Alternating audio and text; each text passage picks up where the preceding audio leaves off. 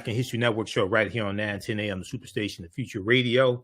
I'm your host, Brother Michael Imhotep. It is Monday, February 21st, 2022, and we are live. So the call-in number is 313-778-7600, 313-778-7600 is the call-in number if you have a question or comment. Okay, so today is the 57th anniversary of the assassination of Malcolm X. And there have been a lot of articles written today. I was looking at some different articles and some video clips, things of that nature today. So we're going to discuss this a little bit in the first segment of the show. And there was a piece on Democracy Now! That I saw today. Yasa Shabazz, one of the daughters of Malcolm X, and Dr. Betty Shabazz was interviewed along with Benjamin Crump, attorney Benjamin Crump. And the family of Malcolm X wants a full investigation into exactly who killed Malcolm X. All right. And attorney Benjamin Crump is representing the family. So we're going to talk about that a little bit on today's show. And you know that we talked about this back in November of 2021 when the news came out that the two men who for decades had been accused of assassinating Malcolm, and they went to prison. Okay, when we got the news that they were going to be exonerated, and New York Times had a big article on this. This is dealing with Khalil Islam and Muhammad Aziz, two men. Let me pull this up right here. Two men convicted in the killing of Malcolm X will be exonerated after decades. So this was shocking news when we got it. And there was always doubt that these men were actually involved in killing Malcolm X.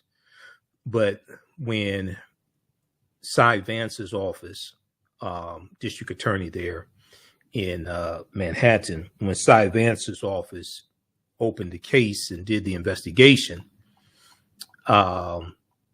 they turned up evidence that exculpatory evidence was withheld in their trials. Okay, so we're going to talk about this a little bit on today's show.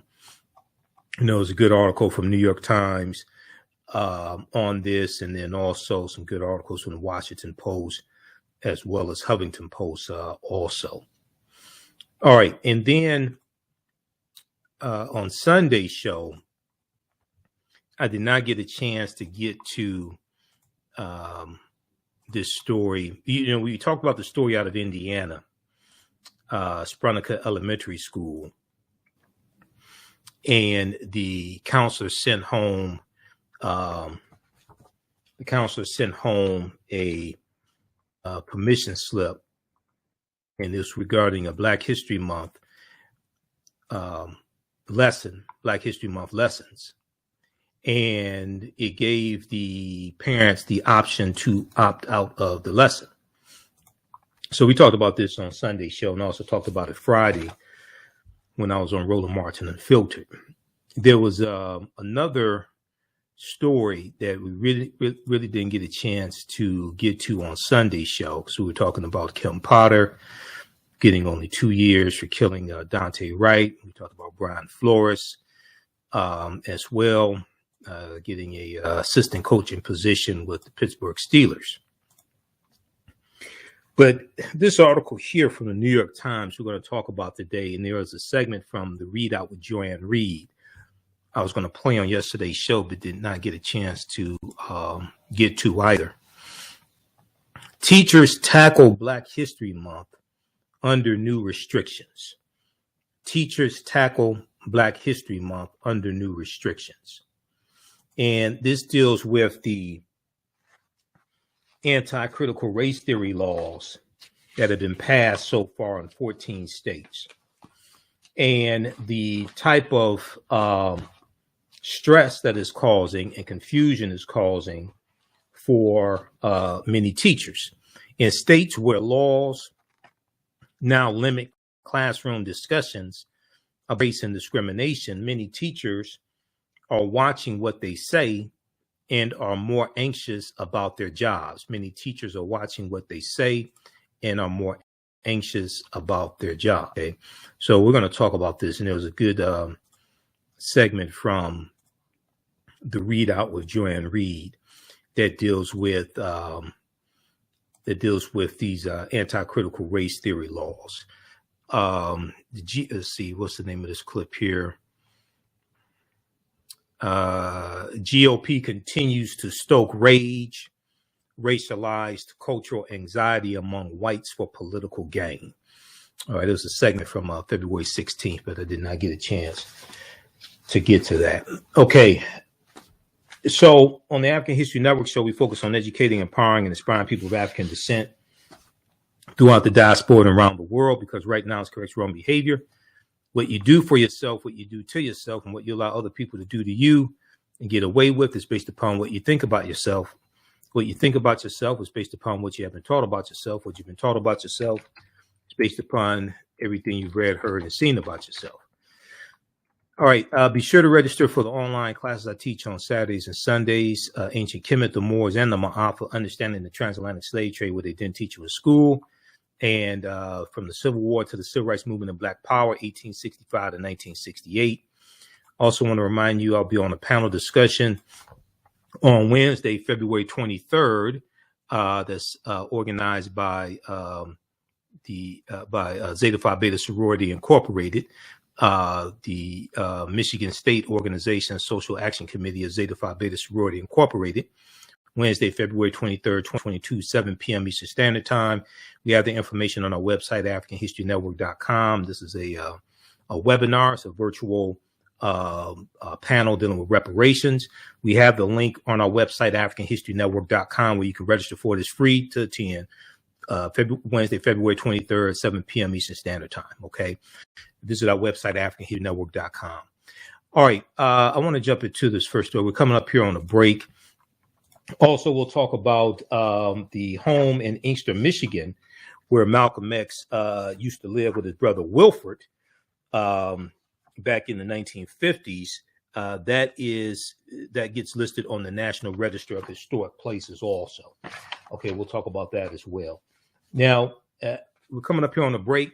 You listen to the African History Network show right here on 910 AM Superstation and Future Radio. Calling numbers 313-778-7600. 313-778-7600. Here's the call-in number if you have a question or comment. We'll be back in a few minutes. Mental health and well-being have long been a taboo subject in the so-called African-American community. So I enlisted the help of mental health experts, thought leaders, and activists to help kill the ghost of Willie Lynch and heal from post-traumatic slave syndrome. We experience trauma a lot of times on a subconscious level. So sometimes something happens to us and we know that it's traumatizing, but we don't really recognize the extent of the trauma. Welcome back to the African History Network show right here on 910 AM Superstation, Future Radio. I'm your host, Brother Michael Imhotep. It is Monday, February 21st, 2022. 57th commemoration, 57th anniversary of the assassination of Malcolm X. The Audubon Ballroom, February 21st, 1965. We're going to clip number one, Shakita. Okay, so today on Democracy Now!, they interviewed Iyasa Shabazz and also Benjamin Crump. And they're calling for the family of Malcolm X. We know Iyasa is one of Malcolm and Dr. Betty Shabazz's daughters. The family of Malcolm X is calling for a congressional investigation into Malcolm's assassination to get to the bottom of who actually killed Malcolm X, what was behind his assassination, to get to it once and for all. We know that last year, we know that we got the November of 2021. We know we got the breaking news that the two men convicted of killing Malcolm X would be exonerated after decades. Okay, Khalil Islam and Muhammad Aziz. The 1966 convictions of the two men are expected to be thrown out. They were thrown out after a lengthy investigation validating long-held doubts about who killed the civil rights leader, Malcolm X.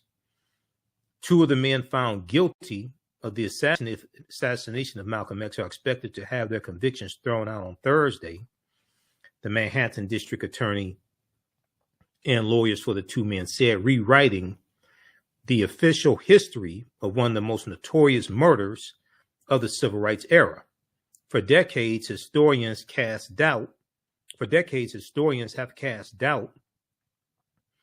on the case against the two men, Muhammad Aziz and Khalil Islam, who each spent more than 20 years in prison. Their exoneration represents a remarkable acknowledgement of grave errors made in a case of towering importance. The 1965 murder of one of America's most influential Black leaders. Okay, let's go to clip number one, Shakita, from Democracy Now!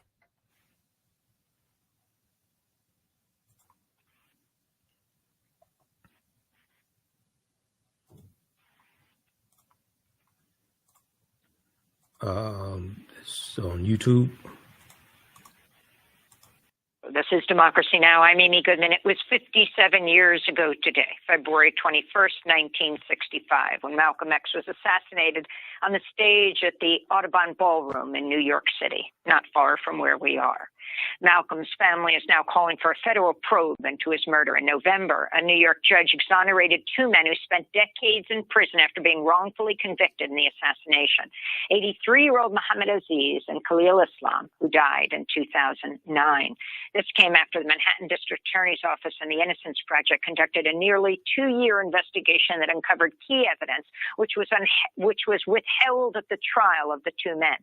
Speaking in November, then Manhattan District Attorney Cy Vance apologized in court to Aziz and the family of Islam. Vance also called out former FBI Director J. Edgar Hoover. We have obtained dozens and dozens of reports from the FBI and the NYPD's Bureau of Special Services investigations. These records include FBI reports of witnesses who failed to identify Mr. Islam and the implicated other subjects and suspects. And significantly, we now have reports revealing that on orders from Director J. Edgar Hoover himself, the FBI ordered multiple witnesses not to tell police or prosecutors that they were, in fact, FBI informants. Many of those documents were exculpatory. None of them were disclosed to the defense. That's former Manhattan DA Cy Vance. He was muffled because he was wearing a mask. Muhammad Aziz, who was jailed for almost 2 decades, was recently interviewed by ABC News. People knew while you were there that you were one of the men convicted of killing Malcolm. Were there threats because of that? To me? No. Yes, sir. No. The people know I didn't do it. Nobody ever thought I did it, just like people. Our people never thought I did it. We're joined now by Ilyasa Shabazz, one of Malcolm X's 6 daughters, professor at John Jay College of Criminal Justice in New York City, community organizer, motivational speaker, activist, and award-winning author of many books. Still with us, civil rights attorney Ben Crump, who is working with Malcolm X's family. Ilyasa, first I want to say condolences on the recent death of your sister. Your family has gone through so much pain over the years, and now you're calling for a federal probe into your dad's assassination. It's 57 years ago today. Talk about what you want to see. Well, you used the great word, animus. We do want a federal probe. You know, my father exposed police brutality across America to the world in the late 50s and 60s. And, I think that enough is enough. We want to know who killed our father, who ordered the assassination, and we want to set the record straight. And the significance of these two men, Muhammad Abdulaziz, who is still alive, and Khalil Islam, who died years ago, both serving decades in prison, falsely convicted of the assassination of your father. That's right. Again, we want to know who killed our father, and we want to make sure that it is properly recorded in history. So, Ben Crump, talk specifically about what you want Congress to do. Well, as Eliasa said, we want Congress to help document the truth, just as they did with the JFK Commission, the MLK Commission, and the RFK Commission. We want them to have a congressional panel empowered to do an investigation, a complete investigation, into who is responsible for planning the conspiracy to assassinate Malcolm X. We understand that based on these recent exonerations that you had not only the NYPD Bureau of Special Investigations involved, but you also had, with the NYPD bossy, the FBI involved to the very top, to the FBI Director J. Edgar Hoover. Finally, the family deserves the truth of who killed their father. The names need to be named, and the American society and the world deserve the truth as well. And we are prepared, Attorney Ray Hamlin and our legal team, to go through every legal avenue possible to get to the truth for Malcolm X's family and to finally give them some measure of justice. Before we end, I want to get your comments on Malcolm X. Thank you. Okay, so that's from Democracy Now! From today. And if we look at, it's a couple of quick things we want to look at here. New York Times highlights from the push to exonerate two men in Malcolm X's killing. Okay, so this is, here's Cyrus R. Vance, who was the Manhattan district attorney, and he retired. A motion to vacate convictions finds that crucial evidence was with. Now, it's important to have this congressional hearing, as Benjamin Crump just said. They did it for the assassination of JFK. They did it for his brother Bobby Kennedy, and this is one of the things that Congress does is oversight. Okay, the Department of Justice, they have a role also, but Congress does oversight, and Congress does investigations. Now, I want to. He mentioned Jager, who we're going to come back to this here in just a second. I want to pull this one up also here. So when all this news broke in November 2021, we talked about this here on this show because we actually did a real substance here. Huffington Post had this article. HuffingtonPost.com had this article from, they picked up from the Associated Press, November 18th, 2021. Hoover hid that some witnesses in Malcolm X assassination trial were FBI informants.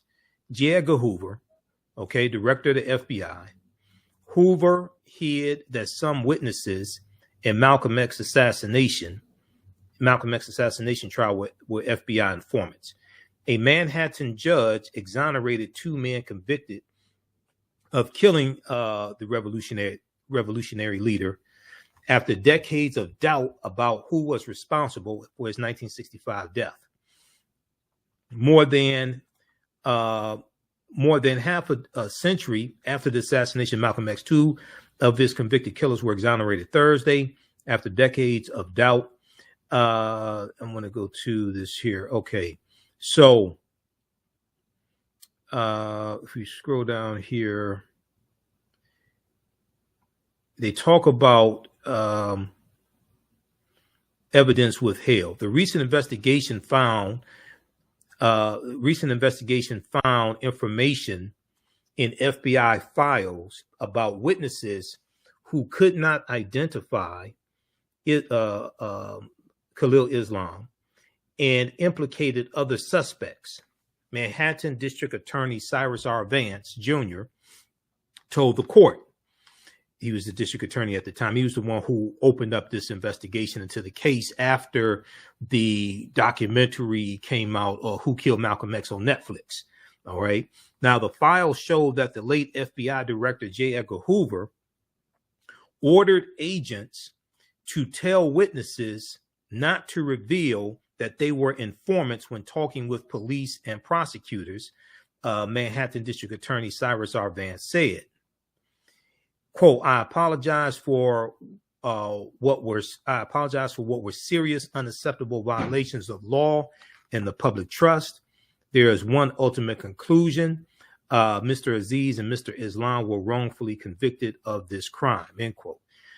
Okay, we're coming up here on a break. We'll continue this on the other side of the break, and then we'll talk about how Black History Month is challenging, is very challenging this month, this time around, because 14 states have passed anti-critical race theory laws, and teachers are tackling Black History Month under new restrictions. Teachers are tackling Black History Month under new restrictions.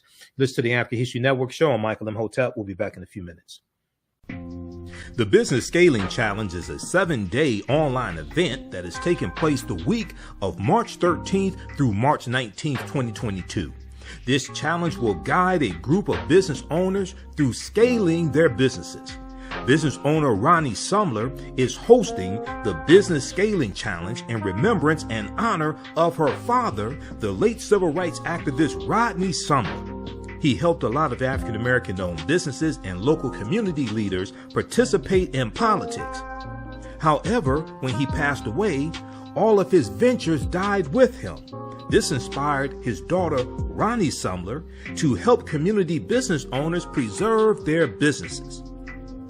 Her business, Digital Dandelions, offers business Bibles to record business processes and procedures.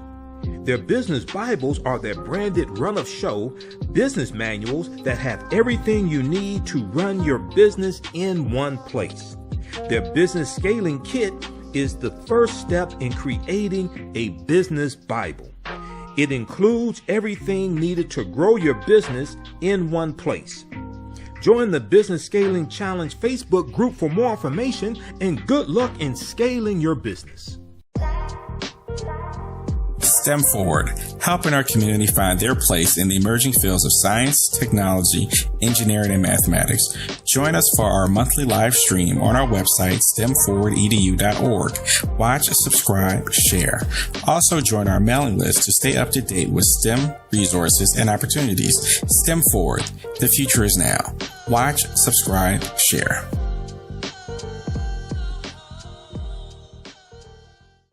Network show. We deal with current events in history and politics, education, economic empowerment, entrepreneurship, relationships, love, sex, health issues, and much, much more. Unfortunately, many people confuse what racism is. Racism is a power structure. It was laws and policies that put us in this predicament. It's going to be laws and policies that take us out. So when you control the radius of a man or woman's thoughts, you control the compass of his or her actions, because the mind can't do or teach what it doesn't know. We have it all on 910 AM Superstation.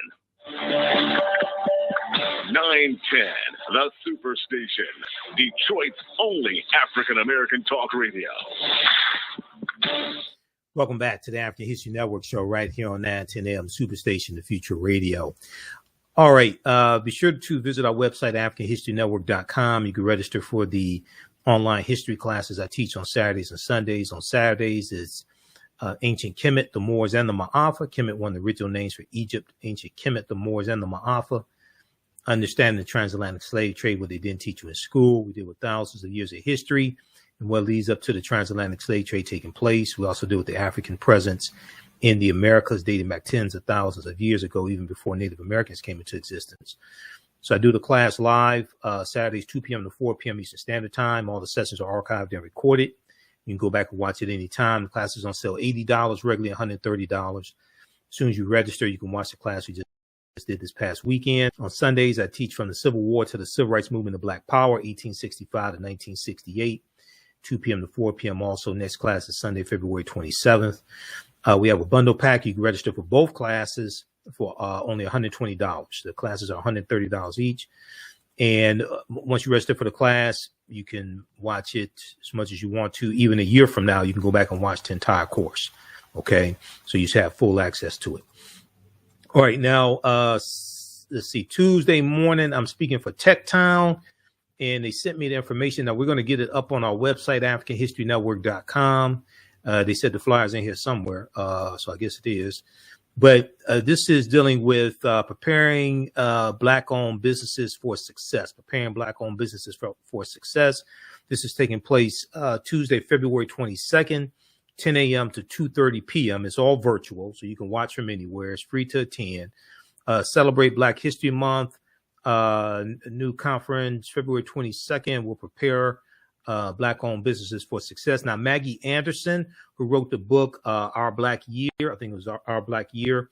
Maggie Anderson, she's the keynote speaker.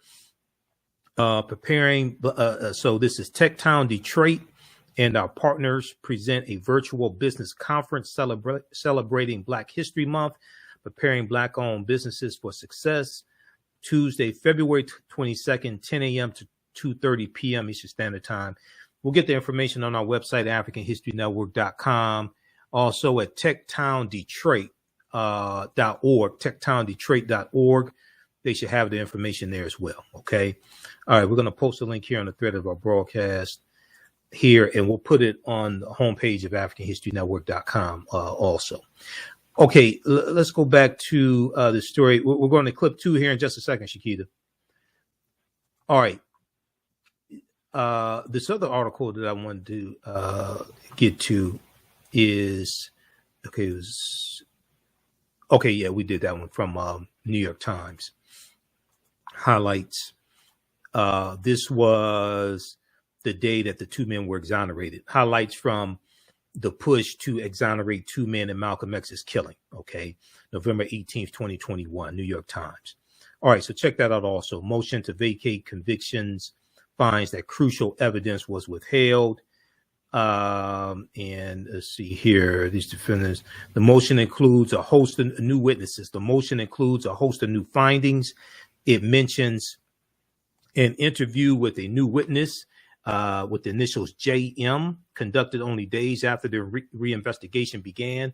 JM said he was answering the telephone at the Nation of Islam's Harlem Mosque the day of the assassination, and that his account backed up the alibi of Mr. Muhammad Aziz, who said he was not involved in the killing of Malcolm X. JM recalled receiving a phone call from Aziz at around 3 p.m. on February 21st, informing him that Muhammad Aziz had just heard Malcolm X had been shot, the motion says. JM then hung up and went to get the mosque's captain, and together the 2 men called Muhammad Aziz back at his home. Quote, JM reached Muhammad Aziz at home and told him the captain would speak to him. End quote, the motion says, a simple sentence that lends credence to Muhammad Aziz's story that he was at home at 3 p.m. when Malcolm X was shot. Okay, this was left out of the trials. This was information that was suppressed. A trove of documents from law enforcement. The motion details more than a dozen reports compiled by the FBI and the NYPD that were not disclosed to the defense, of the men accused of assassinating Malcolm X, several of which point toward the men's innocence. The FBI reports contain the accounts of several witnesses who describe gunmen who do not resemble the 2 men, as well as details about agency informants who were present in the Washington Heights ballroom where Malcolm X was killed. Okay. All right. Okay,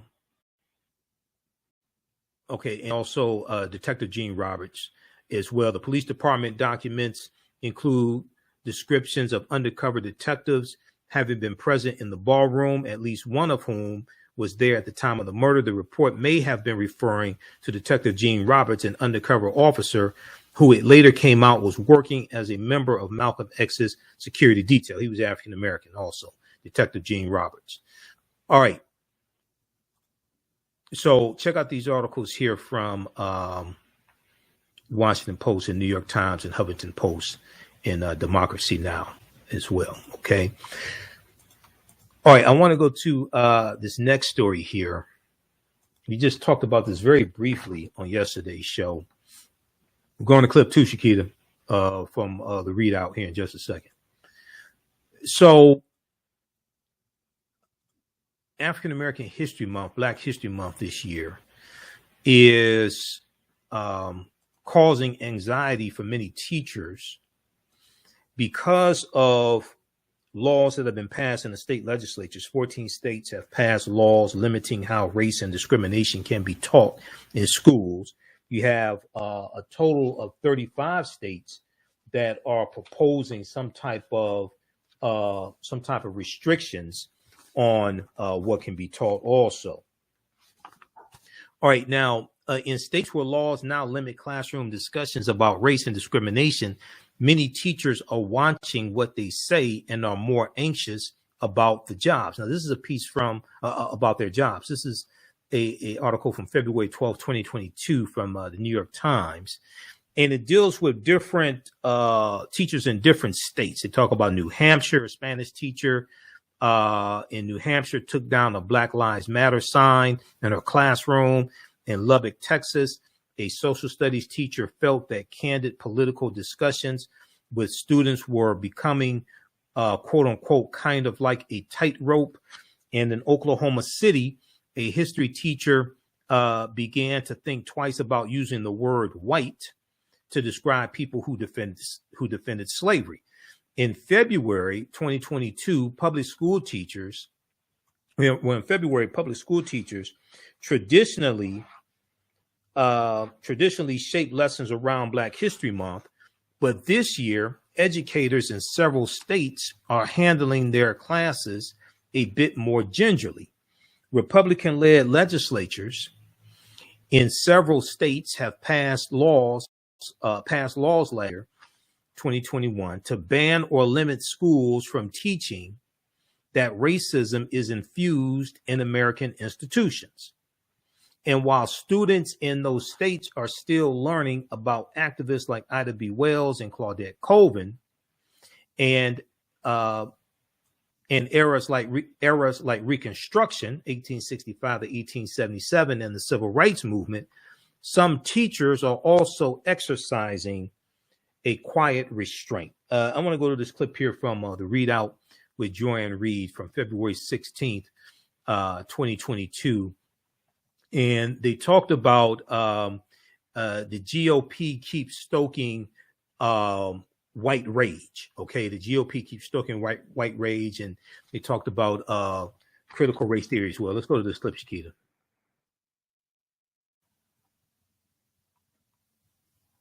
We begin the readout tonight with fighting fire with fire.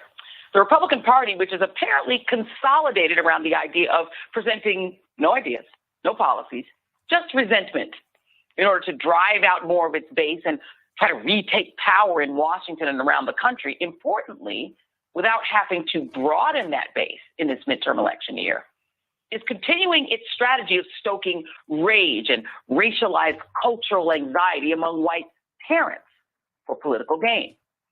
Take Texas, which has already criminalized the teaching of the right's favorite current boogeyman, critical race theory, and the 1619 Project in public grade schools. But after professors at the University of Texas resolved to defend the rights of college professors to teach about America's racial history, Lieutenant Governor Dan Patrick said that he wants to extend the purely theatrical ban on the thing that isn't even taught below law school to public universities, noting completely unironically that banning teaching things is what's behind his Liberty Institute at UT Austin. But the real fight over education are at the K through 12 level, where we've seen conservative, mainly conservative, white parents whipped up into a frenzy over mask mandates and lessons on race and gender and sexuality. And it's leading to terrifying real-world consequences. A Reuters investigation detailed death threats and other harassing messages to school board members, including a letter sent to the home of a Loudoun County, Virginia board member and addressed to one of her adult children.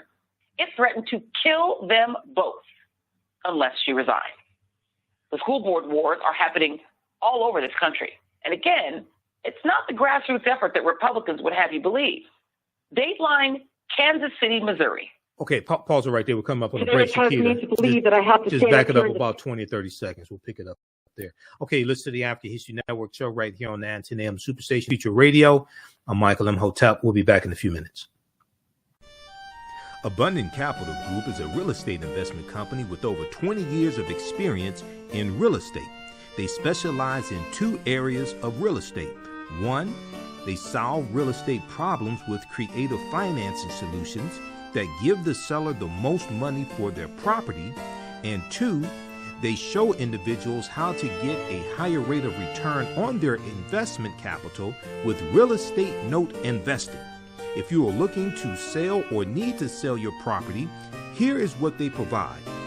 Market value offer, even if you have little or no equity. They typically pay all closing costs, which can be thousands of dollars. They close on a date of the seller's choosing, and the seller does not have to be out of the house at the time of closing. They take the property in an as-is condition, and the seller is not required to make any repairs. Give them a call or email them today for a free consultation and see how they can help you with your real estate needs. Call them at 973-475-8488. That's 973-475-8488.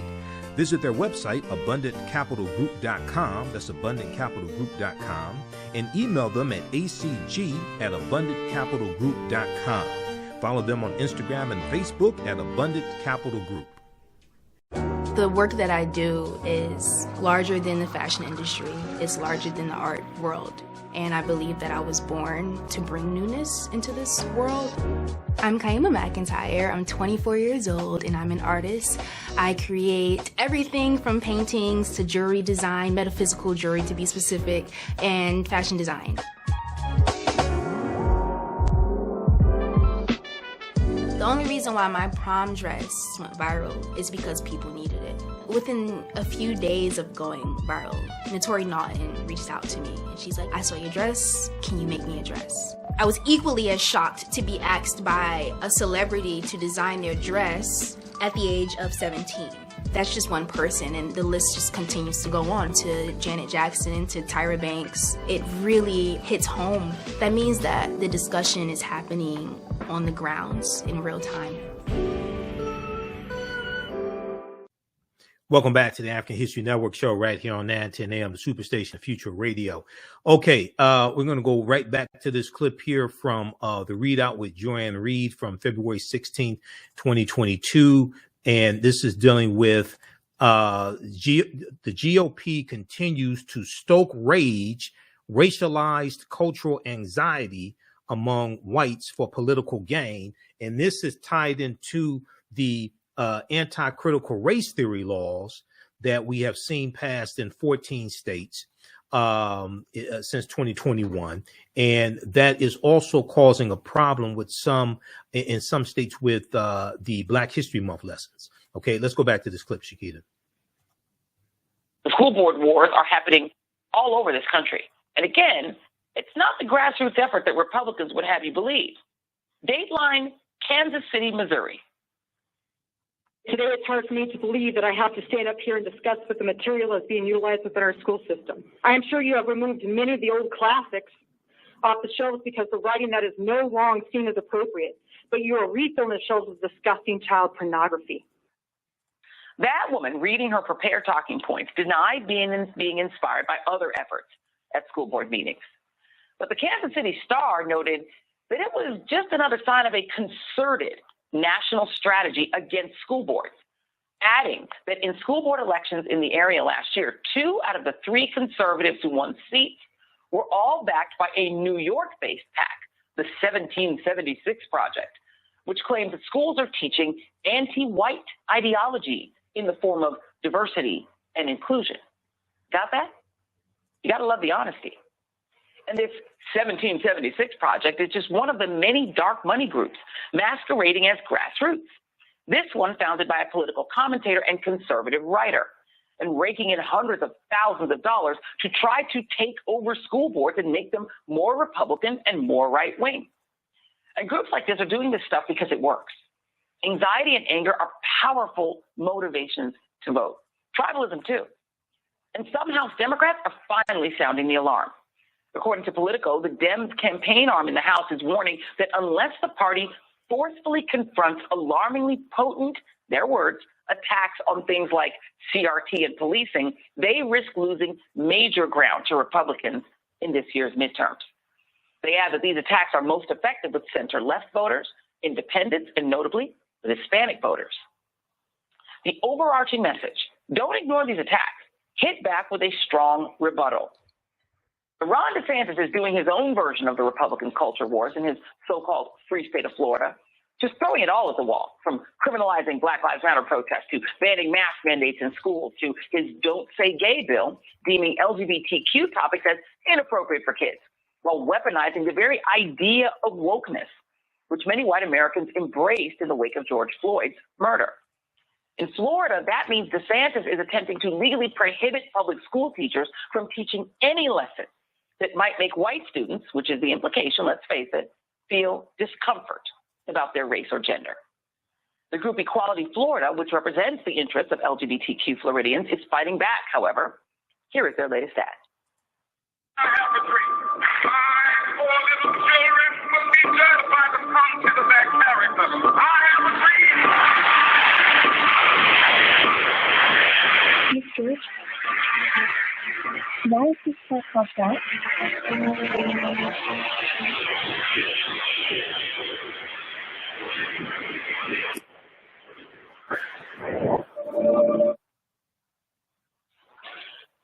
Joining me now is Nadine Smith, Executive Director of Equality Florida, and Matthew Dowd, founder of Country Over Party and an MSNBC political analyst. Nadine, I want to start with you. Talk about these ads because they're very aggressive, and I actually think they're really well crafted in terms of messaging. What is the idea behind putting these ads out there, and who are you trying to speak to? Well, you know, the message is really clear. Despite Ron DeSantis's Orwellian use of free Florida, what he actually advocates for are video cameras in classrooms, microphones on teachers, surveilling every conversation between teachers and students, an invasion even into the doctor's office between parents, their doctor and their child when it comes to trans young people. And it is the opposite of freedom. It is about book banning. It is about silencing. It's about erasing history.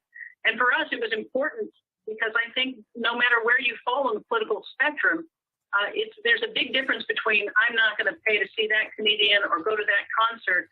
That's me in the free market making decisions. But when the government says you can't read this book, you can't learn about these topics, this even reaches into the workplace where, for example, under the Stop Woke Act, companies can be told are being told an employee can sue you if you have, for example, a sexual harassment prevention training that causes someone to say, hey, you know what, that made me feel uncomfortable. That made me feel guilty.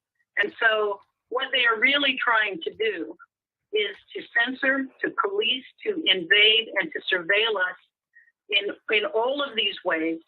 And I think people are starting to push back. And it's a message that resonates because these are the words coming out of the mouth of the governor. I want cameras everywhere. I want your conversations to be listened to. And it's already having a chilling effect. Even before these bills have made their way through the process, we are seeing books being taken off bookshelves. We are seeing Rainbow Safe Space anti-bullying stickers being pulled down. The Florida Department of Education yanked down all LGBT inclusive anti-bullying resources. So people are seeing the real world impact of the DeSantis censorship and surveillance agenda. It is very Orwellian. I think that's the right term. Do we have clip one? Let's see if we have that. This is another Equality Florida ad. Let's just Oh, do we have it? Do we have it? I'm sorry. We do. Let's play it. All right, Chelsea, you're up.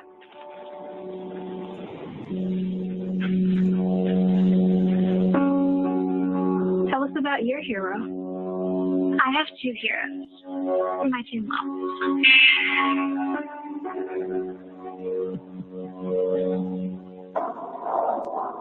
It's okay. You should be proud. Go ahead. Mrs. Thompson, please report to the front office. You know, and Matthew, it is truly only the free state of Florida in the Orwellian or, you know, Handmaid's Tale under his eye sense, right? I mean, the idea that the governor of a theoretically state in a free country is saying, no, I want cameras to be watching your teachers at all times. I want everyone to be watched. I want you watching your neighbors. I want you suing your neighbors. And it's only in one direction, because let's just be clear. Ron DeSantis isn't concerned that black or brown or indigenous kids are going to feel uncomfortable. He's only concerned that white kids are going to feel uncomfortable, or really their parents, because I think the kids are smarter than that. But I want you to talk about. Pause it right there, Shakita. Okay, we're coming up. We're coming up on a hard break. Those watching on Facebook and YouTube, keep watching. We're going to keep going for a few more minutes. Be sure to visit our website, AfricanHistoryNetwork.com. You can register for the online classes that I teach on Saturdays and Sundays. Ancient Kemet, the Moors, and the Maafa, understanding the transatlantic slave trade, what they didn't teach you in school, on Saturdays, 2 p.m. to 4 p.m. Eastern Standard Time. And you can, we have the bundle pack. You can register for both classes for $120, regularly $230. If you've taken any of my online courses in the past, and I've been teaching them since 2017, email me at AHNshow@AfricanHistoryNetwork.com. and you'll get a 50% discount. Okay. Email me at AHNshow@AfricanHistoryNetwork.com. And then, also you can, what I'm participating in on Tuesday with Tech Town, we'll post that on our website, AfricanHistoryNetwork.com, because it's a virtual, seminar. So you can watch that. And then Wednesday, February 23rd, 7 p.m. Eastern Standard Time, I'm on this panel discussion for Zeta Phi Beta Sorority Incorporated, dealing with reparations. Okay, those watching on Facebook and YouTube, keep watching. We're going to keep going for a few more minutes and finish this clip. Remember, at the African History Network, we focus on, also you can support us, $ the AHN Show through Cash App, $ the AHN Show through Cash App, also through PayPal, paypal.me/the AHN Show. Remember, right now it's correct wrong behavior. It's not over till we win. Wakanda forever. And we'll talk to you tomorrow. Peace.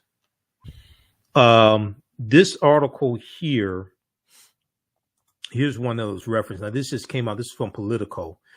This came out February 15th. So I've seen a lot of stories about this one. This is a really good article to look at, and it deals with the DCCC did a GOP culture war attacks, alarmingly potent. These culture wars, as I've been saying, critical race theory, banning books, all this stuff, this is going to be huge for the GOP during the midterm elections. They don't have real policies to run on, so they're going to run on culture wars. And this article from Politico deals with this, and it warns about this. Let's see here. GOP culture war attacks, alarmingly potent, DCCC warns. The campaign committee has been showing House Democrats polling about how to counter GOP attacks on various issues, how to counter GOP attacks on various issues. Democrats' own research shows that some battleground voters think that the Democratic Party is too preachy, judgmental, and focused on culture wars, according to documents obtained by Politico. Is the Republicans that are focused on the culture wars. See, this is where we have to be very, very strategic. Because one, if you look at Republicans' voting records, this is why I tell you to go to congress.gov, and all these bills that people say that they want, you can look up the bills at congress.gov, and you can see who voted for the bill and who voted against the bill. So if you're a member of the House of Representatives and you're 2 members of the U.S. Senate keep voting for bills that you want and advocate for, why would you let them get voted out of office? Because most likely the person that's going to replace them. If it's a Republican, they're most likely going to vote against your own interests and vote against the bills that you advocate for. This is where we have to be strategic and like actually read. Now, in the party's House campaign, and the party's House campaign arm had a stark warning for Democrats. Unless they more forcefully confront the GOP's alarmingly potent culture war attacks, from critical race theory to defunding the police, they risk losing significant ground to Republicans in the midterms. Now, Democrats only have about a 5 or 6 seat margin majority in the House. And it's a 50-50 tie in the Senate. People keep talking about the George Floyd Justice and Policing Act. No Republicans voted for the damn bill. This is why if you go to congress.gov, you can look up George Floyd Justice and Policing Act, the 117th Congress. The bill passed the House of Representatives March 3rd, 2021 by a vote of 220 to 212. All the Republicans voted against the bill. And no Republicans helped write the damn bill. So I hear people keep talking about, we want this, we want that. They can't tell you how to get it. And when you look at Republicans' voting records, and all these bills are public knowledge, you can go and look and see who supported the bill, who wrote the bill. You can look and see who voted for the bill and voted against the bill. Republicans overwhelmingly keep voting for all these bills that we say we want. The John Lewis Voting Rights Act passed the House of Representatives August 28th, 2021 by a vote of 219 to 211. All the Republicans voted against the damn bill. And you're going to let them take back control of the House and the Senate? That's not even logical. They keep voting against your own interests. When the vote happened in the Senate, no Republicans voted for the Freedom to Vote Act, which was Joe Manchin's bill, or the John Lewis Voting Rights Act. All 50 Republicans voted against the bills. You had 16 Republicans, including Mitch McConnell, who voted for the reauthorization of the Voting Rights Act in 2006. All those 16 Republicans voted against the John Lewis Voting Rights Act, even though they talk about how great John Lewis was and how much they miss him. And you're gonna let these people take back control of the Senate?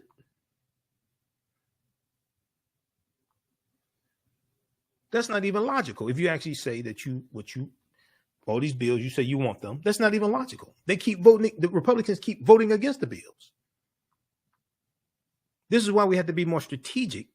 Get past the simple Simon ass people on social media who have absolutely no clue what they're talking about. Can't explain none of this to you. Current Republican senators who voted to reauthorize the Voting Rights Act in 2006. Mitch McConnell, South Carolina. You got Chuck Grassley of Iowa, Richard Shelby, Susan Collins of Maine, Richard Burr, North Carolina, Senator John Inhofe. You got punk ass Lindsey Graham in South Carolina, spineless Lindsey Graham, who attacked the $4 billion in debt relief for African-American farmers and Native American farmers and Latino farmers that was in the $1.9 trillion American Rescue Plan. That part of the bill was put into the bill by people like Senator Raphael Warnock of Georgia, who's up for re-election. No Republicans in the House or the Senate voted for the $1.9 trillion American Rescue Plan, even though some Republicans in the House are taking credit for how it's helped save businesses in their districts. They're taking credit for it. None of them voted for the bill, and they didn't help write the bill. That bill passed, I think it was March 6, 2021.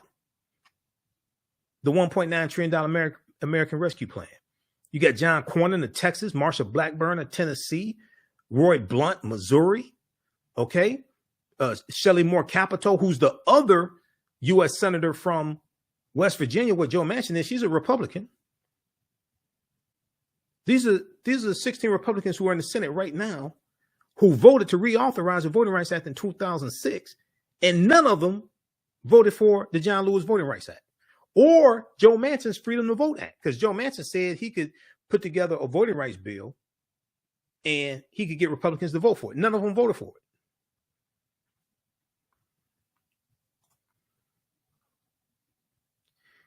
Okay, so this is why it takes like strategy and actually doing like research and like reading.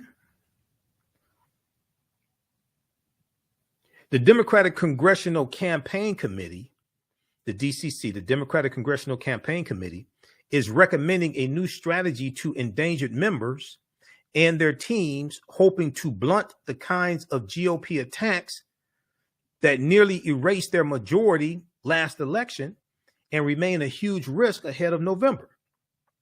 In presentations over the past 2 weeks, party officials and operatives used polling and focus group findings to argue Democrats can't simply ignore the attacks. That's true. They can't just simply ignore the attacks. You got to deal with them head on. You have to confront them head on, from critical race theory to parents' involvement in education to policing. You have to confront these head on. You can't allow Republicans to control the narrative, because Republicans are going to run on Democrats proposed defunding police, but defunding police wasn't even part of the Democratic national strategy. That wasn't part of the Democratic platform, defund the police. Yet Republicans are going to run on that.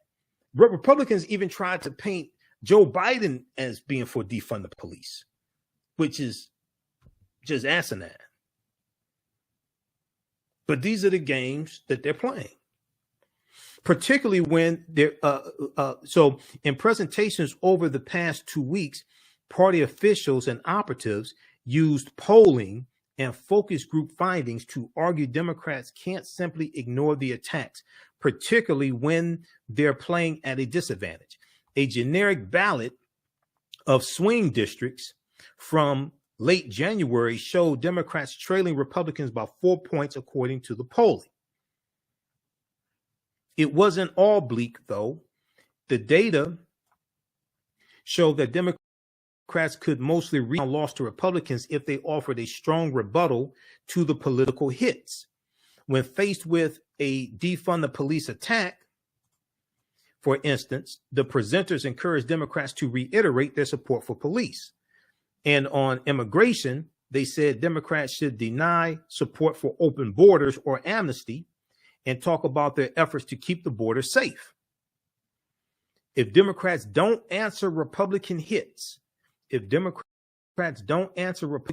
party operatives warned the GOP's lead on the generic ballot balloons to 14 points from 4 points, a dismal prediction for Democrats when the GOP only needs to win 5 seats. 5 seats to take back control of the House of Representatives. They'll need 5 seats. But when voters heard a Democratic response to that hit, Republicans' edge narrowed back down to 6 points, giving candidates more of a fighting chance, especially since those numbers don't factor in Democrats going on the offensive, which they have to do, and they have to run on what they got accomplished, not what they didn't get accomplished, which is what President Obama told them when he just met with them in the last couple of weeks. $1.9 trillion American Rescue Plan, $1.2 trillion infrastructure bill. Okay, run on what you accomplished. Okay, not what you didn't get accomplished. $46.5 billion for renters and rental assistance. Child tax credit, which cut child poverty by 40%. Now, they couldn't get it extended, but you can get it extended in 2023 if you go from 50 in the Senate to 55. Then even if Joe Manchin votes against you, you still got 54 votes. Even if Kirsten Sinema votes against you, you got 53 votes. You can change the filibuster rules. If you go from 50 in the Senate to 55, even if Manchin and Sinema defect, you can still change the filibuster rules and get a lot of these bills passed, and then get the George Floyd Justice and Policing Act passed. Okay, let's go back to this. So this is why we have to deal with strategy.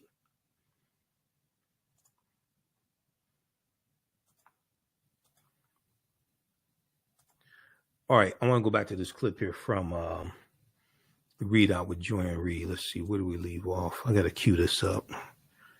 Because, okay, let's take it up here. There's a big difference between I'm not going to pay to see that comedian or go to that concert. That's me. And what he actually advocates for are video cameras in classrooms, microphones on teachers, surveilling every conversation between teachers and students, an invasion even into the doctor's office between parents, their doctor and their child when it comes to trans young people. And it is the opposite of freedom. It is about book banning. It is about silencing. It's about erasing history. And for us, it was important because I think no matter where you fall on the political spectrum, there's a big difference between I'm not going to pay to see that comedian or go to that concert. That's me in the free market making decisions. But when the government says you can't read this book, you can't learn about these topics, this even reaches into the workplace where, for example, under the Stop Woke Act, companies can be told, are being told, an employee can sue you if you have, for example, a sexual harassment prevention training that causes someone to say, hey, you know what, that made me feel uncomfortable. That made me feel guilty. And so what they are really trying to do is to censor, to police, to invade, and to surveil us in all of these ways.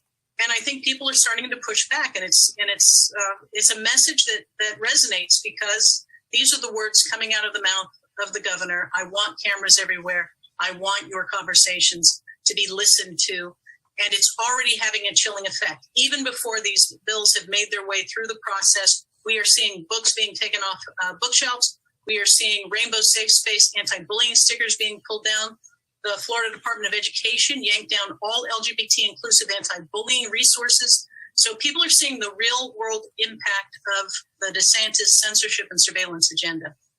It is very Orwellian. I think that's the right term. Do we have clip one? Let's see if we have that. This is another Equality Florida ad. Let's just, do we do? Okay. All right. So I can skip ahead where we did that. Okay. Let me see. Of a theoretically state in a free country is saying, no, I want cameras to be watching your teachers at all times. I want everyone to be watched. I want you watching your neighbors. I want you suing your neighbors. And it's only in one direction, because let's just be clear.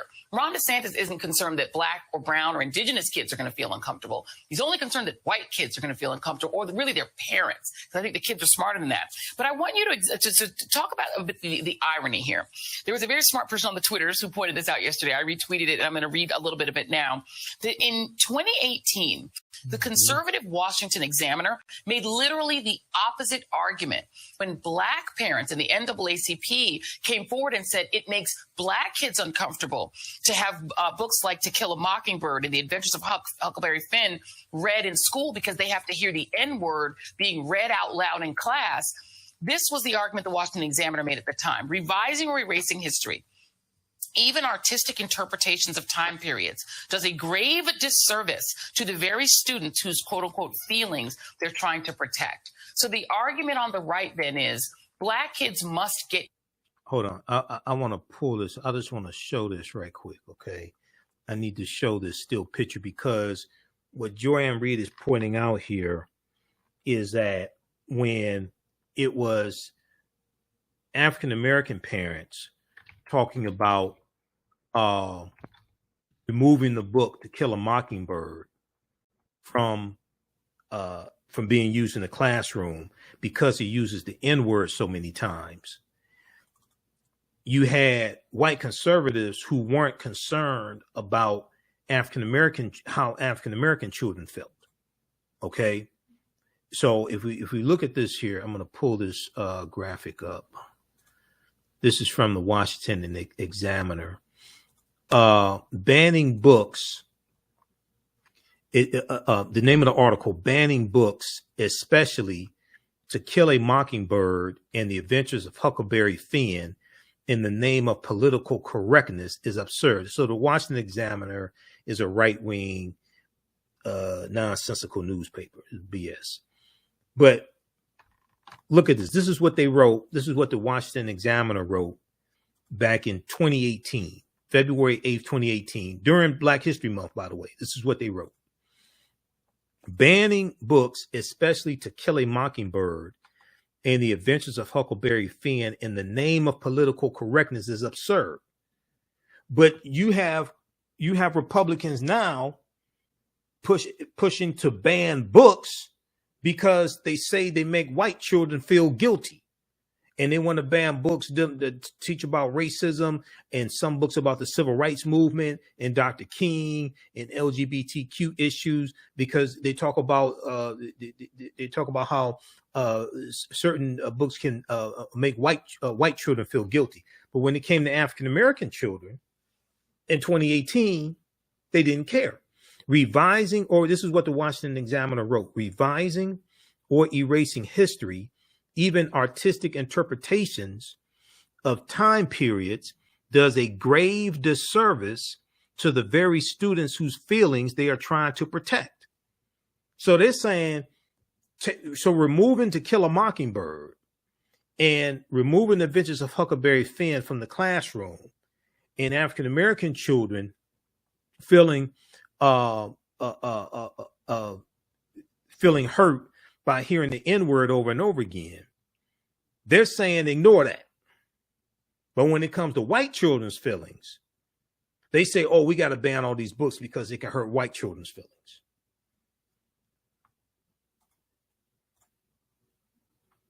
All right, let's go back to this clip here. Argument on the right then is Black kids must get used to hearing the N-word used colloquially, and you need to suck it up and accept that. Let me back this up a little bit here. Okay. History. Even artistic interpretations of time periods does a grave disservice to the very students whose quote-unquote feelings they're trying to protect. So the argument on the right then is Black kids must get used to hearing the N-word used colloquially, and you need to suck it up and accept that. But white kids can't even learn that the people who enslaved people were white and these slaves were Black, because that will make them sad. Unpack that for us. Well, you know, it's fascinating what we're the period of time we're in America. And I think it completely has everything to do with the fact that we're a multicultural, multiracial, diverse society, and that white Christian males, I mean, you think about this, for 150 years, white Christian males held 99% of the power positions of America, for 150. Then for the next 75, white Christian males held 90% of the power positions in America. Today, that number is 80%, and white Christian males represent 28% of the country. And so it's not as if anybody is saying, no, you only get 28%. Is it they got 80%, and that's not enough, that because it's fallen. And I think the Republicans are incredibly successful, and I'll agree with the Democratic caucus about this, at speaking to the fear-based part of humans' brains, the reptilian part of our brain that we have evolved through, that goes into a fear, goes into protection, goes, I'm going to lose something in the midst of this. And I think I fault the Democrats in this battle to a degree, because the Republicans have launched a culture war. They don't like what the country's becoming. And the Democrats think they can win that culture war by talking about Build Back Better, or by talking about, you know, what are we going to do about inflation? When you're in a culture war, when somebody launches a war at you, you have to launch a war back at them about what kind of culture you believe in. Do you believe in and present a opposite side culture, a culture that believes in everybody's dignity, that respects all, that believes that all men and women are created equal, that the Democrats have to get a hold of this and not shy away and say, well, let's not talk about this. They have to present and win. If we're going to be an American democracy that's multicultural, Democrats and all of us have to win the culture war in a presentation of what America should be in the 21st century and why that's a better vision. Yep. All right. So that's from the readout with Joanne Reed from that is from February 16th, 2022. So check that out at msnbc.com. Now, and the name of that clip is GOP continues to stoke rage, racialized cultural anxiety among whites for political gain. Now, this article that I have up here on the screen, we talked about this when this came out back in September 2021. Tennessee parents say some books make students feel discomfort because they're white. they say a new law backs them up. So when it came to white children's feelings, they didn't say white children had to suck it up and get over it and things like this. The Republican-led state legislatures passed laws to protect white children's little feelings. Okay, so read this article. We dealt with this in Robin Steinman, her dumbass. Steinman, we dealt with this when this came out. But see, these are the culture wars that we're going to see in the 2022 midterm election. They're not going away. We have to confront them head on. And then when you look at this article here from this one here from NBCnews.com, this 16-page piece, which is some really fantastic journalism, this one right here. Critical race theory battle invades school boards with help from conservative groups. This talks about the funding behind the critical race theory battle, behind the parents showing up at the school board meetings, acting a damn fool, demanding that books be banned, all this stuff. These conservative parents running for school board positions, pushing out certain people on the school boards, taking them over, then banning books, that whole agenda. This 16-page expose from NBC News breaks this stuff down. Critical race theory battle invades school boards with help from conservative groups. In towns nationwide, well-connected conservative activists and Fox News have ramped up the tension in fights over race and equity in schools. This is from June 15th, 2021. Okay.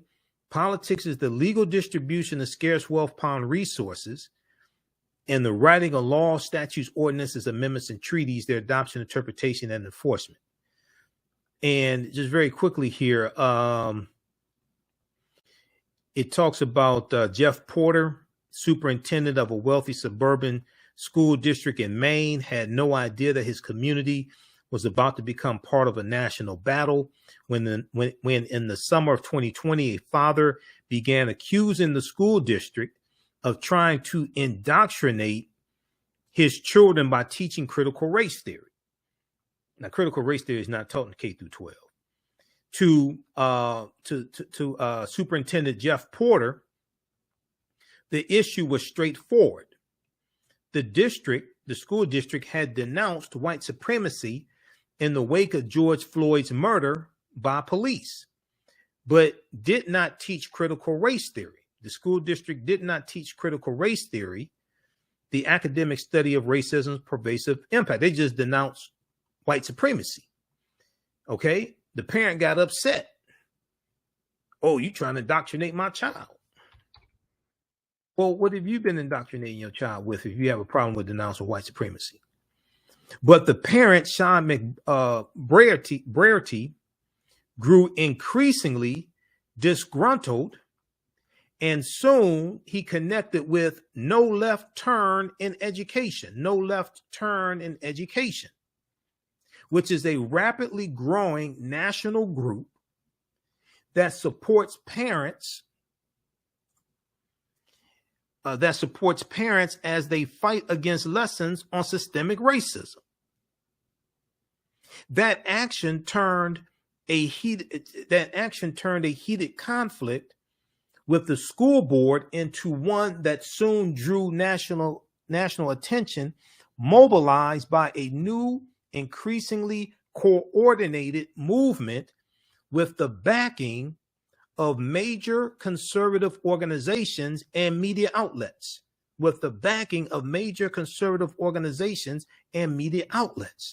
So there's 165 organizations at the time that this article was written. It's 165 organizations that are organizing these parents at the local level to go act a fool at these school board meetings, run for school board office, take over these school boards, then start banning books and controlling what can be taught in schools. And this is going to be a lightning rod in the 2022 midterm election, and it's going to get a lot of these white conservatives out voting against our own interests. Now, the question is, what the hell are we going to do? Conflicts like this are playing out in cities and towns across the country amid the rise of at least 165 local and national groups that aim to disrupt lessons on race and gender, according to an NBC News analysis of media reports and organizations' promotional materials. Now, it was 165 organizations back in June 15th, 2021. How many is it today? Now, where is our counter movement to this? We have to have a counter movement to fight against this initiative. It's not going to go away. It's going to get worse. Read the rest of this article. I've got work to do. Critical race theory battle invades school boards with help from conservative groups. See, a lot of these school boards, we need to run for these positions and block a lot of this stuff taking place. We have to leverage our economics to help finance a lot of our organizations to fight against this stuff. All right. If you like this type of information, also, you can, we got one more story. Malcolm X and his home in Inkster, where he used to live. That's Detroit Free Press. We'll go to that just saying. That's the last story, then I got to get out of here. If you like this type of information, you can support the African History Network, $, the AHN Show through Cash App, $, the AHN Show through Cash App, also through PayPal, paypal.me/the AHN Show. We have 6 days a week. This helps us keep doing the research, stay on the air, keep broadcasting, pay some of the bills. We have I'll post a link here, but we have the information at our website, AfricanHistoryNetwork.com. We have the link for Cash App. Now, this is our official Cash App account, $, the AHN Show, SHOW. When you go to it, it says Michael, shows my picture there, and we have the link right here on our website, AfricanHistoryNetwork.com. These other ones here are fake African History Network Cash App accounts. I did not set those up. That's somebody impersonating us. These other ones are not us. Also, we have the yellow donate button for PayPal also. We're here Monday through Friday, 11 p.m. to midnight Eastern Standard Time, and Sundays, 9 p.m. to 11 p.m. Eastern Standard Time. Click here to listen to audio podcasts of the African History Network Show. I'll be uploading some more today and tomorrow. You can click here to read articles that I've written. If you want me to do a presentation for your group or organization, email me at ahnshow@africanhistorynetwork.com, ahnshow@africanhistorynetwork.com. African American business owners, you can also email us as well. You can advertise with the African History Network. We have 3 new advertising packages. Current promotion for a few more days. Buy 1 month, get 2 months free. And then online class I teach Saturdays, Ancient Kipta Moors and the Maafa, Understanding the Transatlantic Slave Trade, where they didn't teach you in school. Do that at 4 p.m. We have the bundle pack. You can register for the classes here. Okay, that's at AfricanHistoryNetwork.com. All right, we're going to post that link here. I want to go to this last story. Okay, so here's the link for the bundle pack of the 2 online courses I teach. I want to go to this last story here. This is dealing with Malcolm X and the house he lived in Inkster, Michigan. That's for those that don't know, Inkster is a suburb of Detroit. Okay, Inkster, Michigan. And the house has become, it's been added to the National Register of Historic Places. It's been added to the National Register of Historic Places. This is a article from the Detroit News. I think the Free Press had one also, because I saw a couple articles on this. This is from February 1st, 2022. And I did not get a chance to really talk about it back when I originally saw the piece. So I said, I was going through pulling together content for today's show. I said, we'll definitely talk about it on today's show. Inkster, home of Malcolm X, gets on National Register of Historic Places. Now, we know Malcolm also lived in Lansing, Michigan, and East Lansing, Michigan as well. Lansing and East Lansing. All right, this is freezing up over. Just a second here. I've got to refresh the screen. This is freezing up. Hold on, stand by. I have to refresh.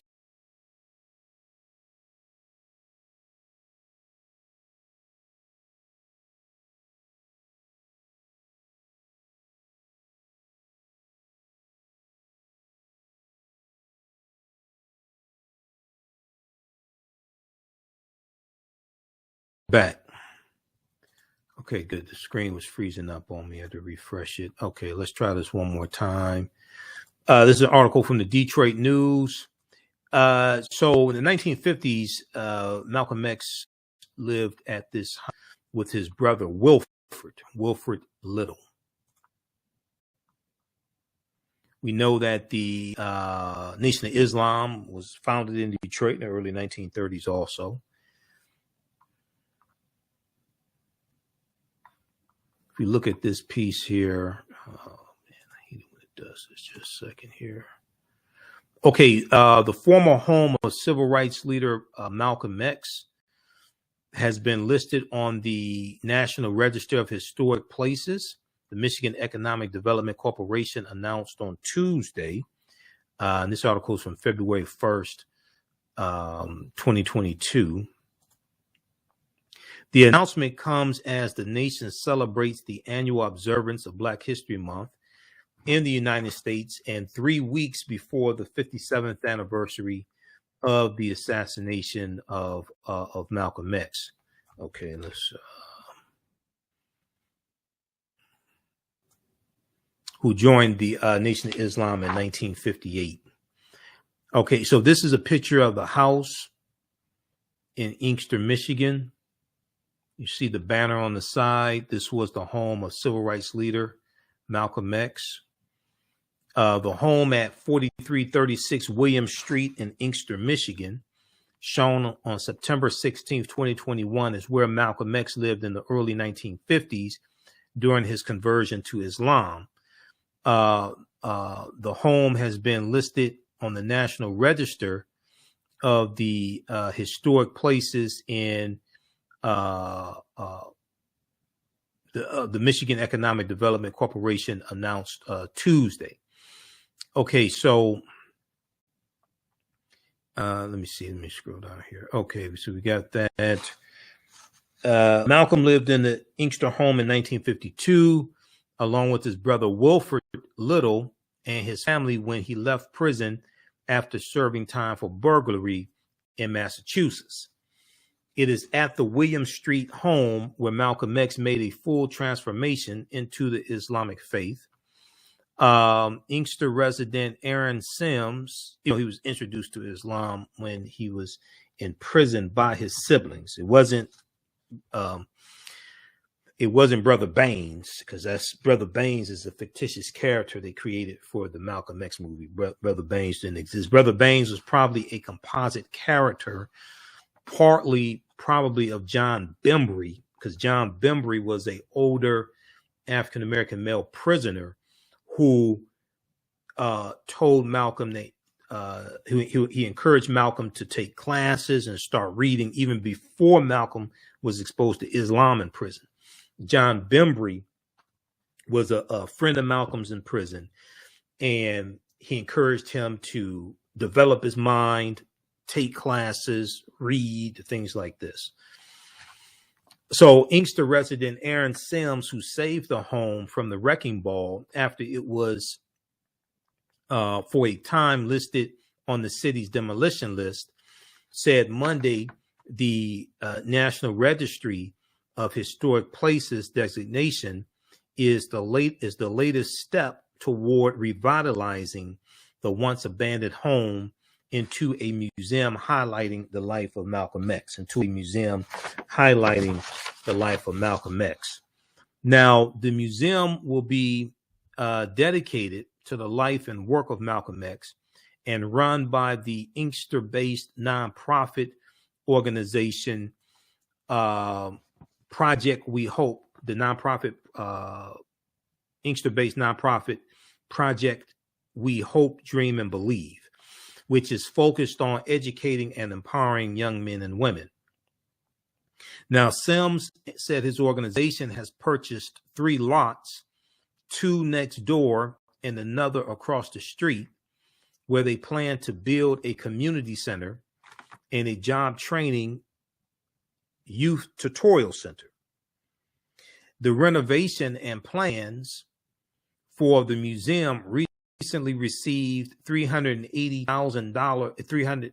They recently received a $380,000 grant from the National Park Service African American Civil Rights Program. We are working hard toward rehabilitating and renovating the Malcolm X house with the goal of transforming the home, into a museum that will showcase Malcolm's life history, with special focus on his human and civil rights activism, as well as his relationship to the city of Inkster, which he referenced in one of his final speeches. And Sims is the executive director of Project We Hope, Dream and Believe. Okay, that's Aaron Sims. Here's a close-up of the banner. This was the home of civil rights leader Malcolm X, 1952 to 1962. The banner is donated by the Sims family.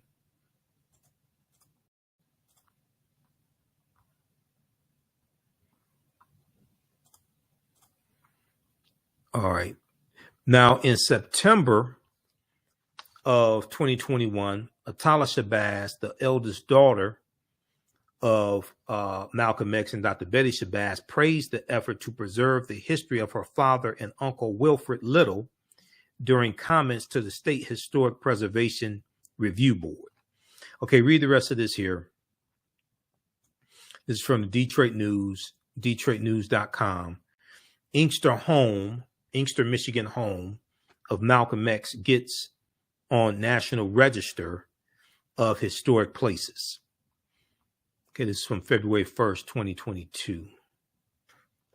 The panel discussed the business seminar, the Black Business Seminar on Tuesday. I have to put that on the website, AfricanHistoryNetwork.com. We've got the seminar where I'm speaking for Zeta Phi Beta Sorority Incorporated on Wednesday, February 23rd. That's already up there with the link to register for the seminar.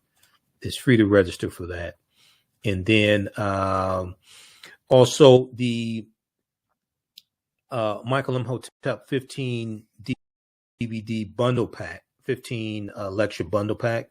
We have that on the homepage of our website. It's 15 lectures. Actually, you have to get 16 of them. It's our Black History Month DVD bundle pack. It's on sale, $100. Includes actually 16 of my lectures, including one. It's about a 3-hour presentation that deals with the origins of African American History Month. Okay, so you get a lot in this one. This is going to keep you busy. It's 3 of my lectures dealing with the film Black Panther. You get Great African Women in History, the Mothers of Civilization. You get that one included as well.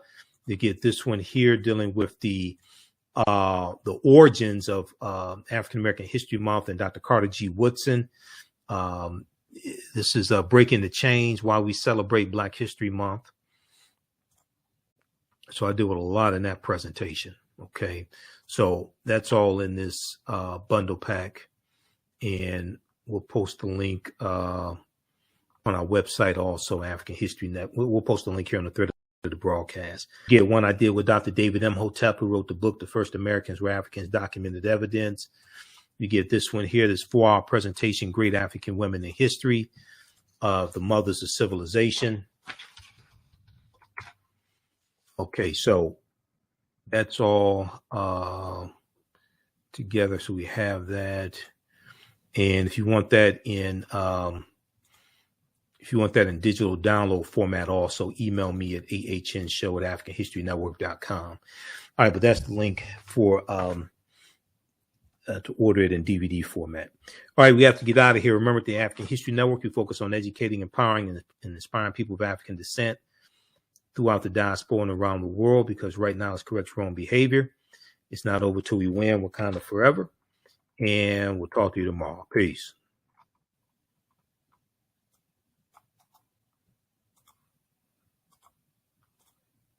All right. Thanks for watching. The work that I do is larger than the fashion industry. It's larger than the art world.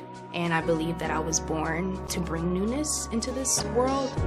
I'm Kaima McIntyre. I'm 24 years old and I'm an artist. I create everything from paintings to jewelry design, metaphysical jewelry to be specific, and fashion design.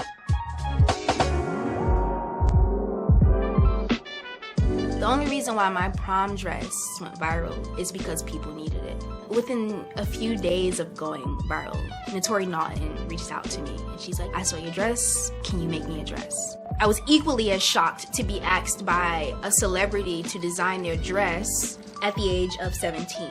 That's just one person, and the list just continues to go on to Janet Jackson, to Tyra Banks. It really hits home. That means that the discussion is happening on the grounds in real time. iRedify is a Black-owned digital platform that showcases Black and Brown cultures and people. The books on the platform are written by African American authors, Afro-Caribbean authors, African authors, and so much more. Kids 14 and under can read ebooks, listen to audiobooks, and complete learning activities. Kids can even write in the books digitally. Get unlimited access to everything on the platform for only $8.99 a month at iRedify.com. Sign up for your membership today. Jeanette Davis is a well-established author with 6 published books. Black Survival in White America from Past History to the Next Century was published in 1995, and it delves into the history of African Americans before slavery up to contemporary times. The Great Divide Between Blacks and Whites was released in 2008, and her autobiography, Black Just Like My Mama, was published in 2010. Soulful Journey, The Business of Beings, was released in December 2021, and her 2 latest books, Echoes from the Heart, Love Throws Poetry, and Master Being Human, were both published in January of 2022. Jeanette Davis' writings delve deeply into the psyche of Black people from ancient to contemporary times. She cuts no corners and leaves no stones unturned in relating truth, letting the chips fall where they may on both African and European doorsteps. Order Jeanette Davis's books today at Amazon.com. Search for Jeanette Davis and get to know her work today. STEM Forward, helping our community find their place in the emerging fields of science, technology, engineering, and mathematics. Join us for our monthly live stream on our website, stemforwardedu.org. Watch, subscribe, share. Also join our mailing list to stay up to date with STEM resources and opportunities. STEM Forward, the future is now. Watch, subscribe, share.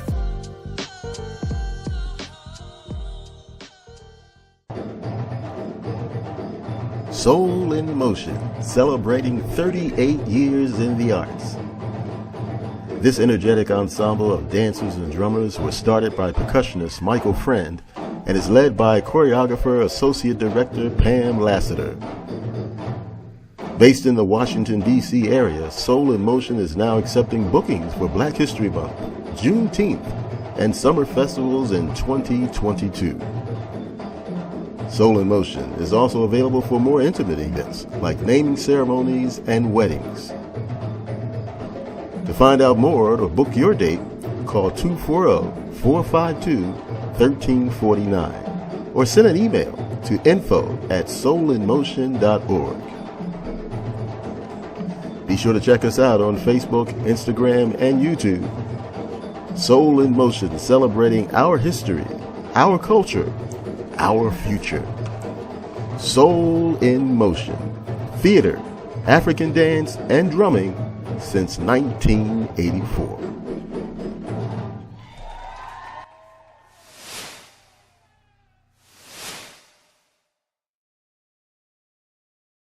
mental health and well-being have long been a taboo subject in the so-called African American community.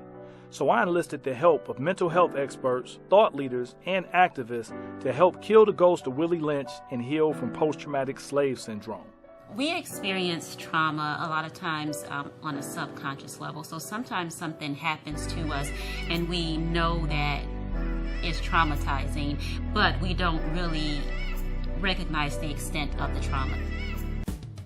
Follow the story Skeeter Hawk as attorney Ben Brooks rediscovers his Gullah Geechee heritage and finds romance along the Gullah Trail and the Sea Islands. Jilted by his fiancée who refused to marry him, Ben Brooks goes back home to Gullah country. There, the Gullah people come to call him Skeeter Hawk. While rediscovering his heritage, Skeeter Hawk unravels dark family secrets. A beautiful childhood friend, Fulla, becomes his guide as they travel the Gullah Trail from North Carolina to the Sea Islands in South Carolina in search of more answers.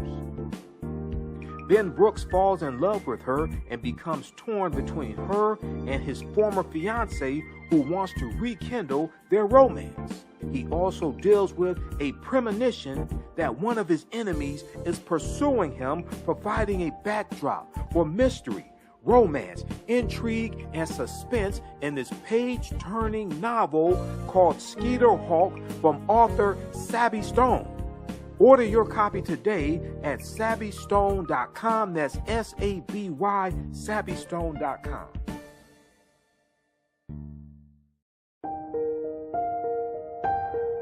What does self-care mean to you?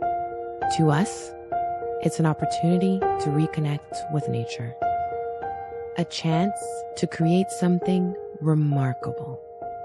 At Sage and Elm Apothecary, our handcrafted skincare and household products immerse you in Earth's sweetest nectar